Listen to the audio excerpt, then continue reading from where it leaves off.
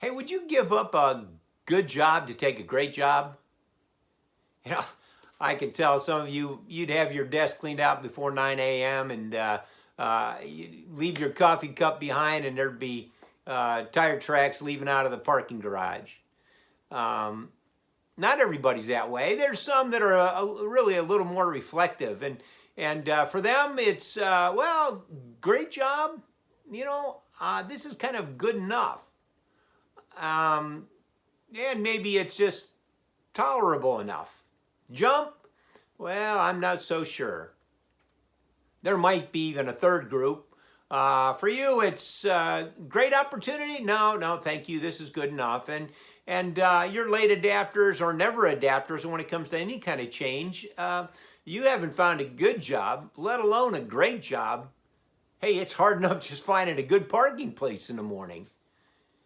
Here's where I want us to pause and pivot around some of these thoughts. What do you think about what the Bible says as being great? The great chief end of man, the ultimate purpose in life. Are you kind of in a reflective stance or have you jumped? Are you one who's saying, this is good enough?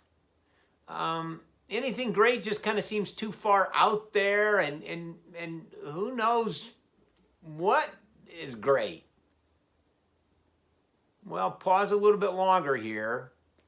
As good as life might feel, I want to point out really an important reality. And that's that what makes us think our view of good is good enough. The Bible says compared to what's coming, our view of good is way too shallow. Listen to these ancient words which describe our present world. A vanity of vanities, meaningless. What does a man gain of all the labor on which he toils under the sun? Generations come and generations go, but the earth keeps on going. Wow. Now, I think that describes our world pretty well. If you haven't noticed, this world keeps going on and it keeps spitting people out. Like we're not essential to this universe and nor to its longevity. It's interesting. That poem ends with talking about famous people and says, hey, where are they? We don't even remember their names after a number of generations. Huh. You think there's something greater than us or greater than our purposes? Here's another quote. It says, man, well, a few days and full of trouble. He springs up like a flower and withers away like a fleeting shadow. He does not endure.